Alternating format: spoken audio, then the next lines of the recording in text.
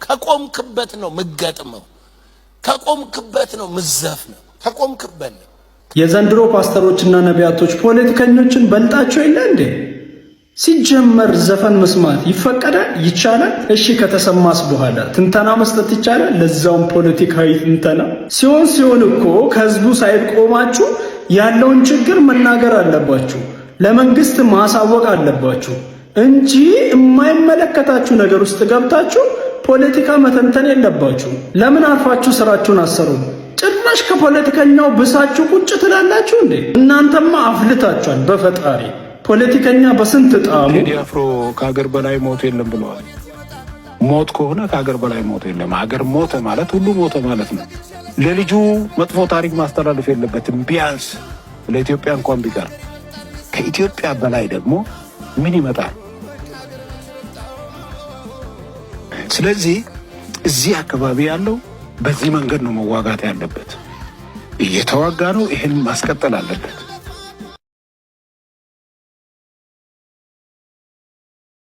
የታሰሩት የቴዲ አፍሮ የቅርብ ሰዎች ጉዳይ ምን አዲስ ነገር አለ? ብዙዎች ቴዲ አፍሮን በቀጥታ ከመንካት ይልቅ በዙሪያው ባሉ ቁልፍ ሰዎች ላይ የስነ ልቦና ጫና ማሳደር ተጀመረ እንዴ በሚል ጥያቄዎች እያነሱ ይገኛሉ። በዚህ ሁኔታ ውስጥ የቴዲ አፍሮ ምክትል ማናጀርና ቃል አቀባይ እንደዚሁም የቅርብ ወዳጁ የሆነው የሱፍ ያሲን በፌዴራል ፖሊስ ቁጥጥር ስር ውለው ማደራቸው ይታወቃል። ፖሊስ ግለሰቦችን የወሰዳቸው ለጥያቄ ነው በሚል ሰበብ ነው። ግን እጅግ የሚያስገርመውን ነገር ልንገራችሁ። ቤተሰብና ጠበቆች እንዳረጋገጡት ግለሰቦቹ ታስረው ቢያድሩም እስካሁን ቃላቸው የተቀበላቸውም ሆነ ማስረጃ የጠየቃቸው አንድም የፖሊስ አካል የለም። በምን ወንጀል እንደተጠረጠሩ ለምን እንደሚፈለጉም የተነገረ ነገር የለም። ዝም ብሎ በማቆያ ማሰር ብቻ። የህግና የፖለቲካ ተንታኞች ይሄ ተራ የህግ ማስከበር ሂደት አይደለም ይላሉ። ሰዎችን ያለ በቂ ማስረጃና ክስ አፍኖ ወስዶ ጫና መፍጠር በቴዲ አፍሮ የጥበብ ስራዎች ላይ የስነ ልቦና ጦርነትና የስራ መስተጓጎል ለመፍጠር ሆን ተብሎ የተቀነባበረ ነው እያሉ ይገኛሉ። ያለ ፍርድ ቤት ትዕዛዝ ሰዎችን ማሰር ደግሞ የሀገሪቱን የህግ የበላይነት ክፉኛ ጥያቄ ውስጥ የከተተ ተግባር ተወስዷል። ህግ አስከባሪ አካላት ምክንያቱን ይፋ አድርገው ቃላቸውን መቀበል ወይም በነፃ ማሰናበት አለባቸው የሚል ከባድ ጥያቄ የተነሳ ነው። እናንተስ ምን ታስባላችሁ? መጀመሪያ ሽመልስ የሚናገረውን ንግግር እንስማና ትርጉሙን ለአድማጭ ተመልካቾቻችን እናደርሳለን። ከዛ በኋላ ደግሞ አሁን ያሉትን አፈናዎችና ጥቃቶችም እንደዚሁ ለህዝብ እንገልጻለን። ቦይና ነማማጀ ታቦ ማረከት ፉርማኒሳ ጃረሙ ፍርችሙና ማሌ አብሰኒን ፉርማተንት ሲማሌ ሞኝ ያረፍሱሬ አንጎስ አቴ ቢየስቶ አቴ ነነረብሲና ማልቹ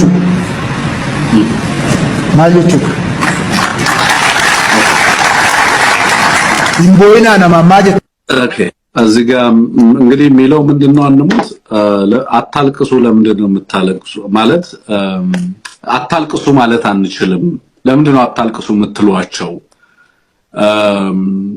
ያልቅሱ ማልቀስ አለባቸው ስልጣኑንም ሀገሩንም ነጥቀናቸው ባያለቅሱ ነው የሚገርመን ስለዚህ ሀገርና ስልጣን ከነጠቅናቸው በኋላ ደሞ ለምንድነው የምታለቅሱት ማለት እንችላለን ወይ ነጥቀናቸዋል እኮ ምን እንደነጠቅናቸው ያቃሉ ስለዚህ በዛ ምክንያት ቢያለቅሱ አትፍረዱባቸው እያለ ይናገራል የኢትዮጵያን ህዝብ ነው እንግዲህ እንደዚህ እያለ ያለው ሀገርና ስልጣኑን ሁሉ ጠቅልለን ወስደነባቸው ቢያለቅሱ ለምንድነው የምትገረሙት ቃል በቃል ነው እንግዲህ ይሄንን የሚለው ቢያለቅሱ ለምንድነው የምትገረሙት ለምን አለቀሳችሁ ለምንድነው የምትሏቸው ደግሞ እኛን ቢሰድቡ ምን ይገርማል ከኛ ውጪ ማንን ሊሰድቡ ይችላሉ እኛ ደክኑ እንኳ ሀገሩንና ስልጣኑን የተቀበልናቸው ስለዚህ እኛን አትስደቡን እንዴት ትላላችሁ ወይ ስልጣኑንና ሀገሩን መልሱላቸው ስድቡን ከፈራችሁ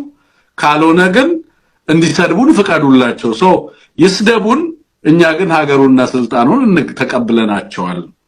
ስለዚህ ራሳችንን እናጠናክር እንጂ እነሱ አለቀሱ አላለቀሱ እያለን ስልጣንና ሀገር ከነጠቅን በኋላ የምን ስለነሱ ለቅሶ ማውራት ነው የሚል ነገር ነው የሚያነሳው። ዳስ ጥለው ያልቅሱ የሚለውን ነገር ዛሬና ትናንትና በስፋት አዳዲስ ሙዚቃዎችንም ፕሮሞት እያደረጉ ነው። በነገራችን ላይ ምንድነው እየሰጡት ያሉት አሁን ባለው ሁኔታ ሙሉ ለሙሉ የቴዲ አፍሮ ሙዚቃ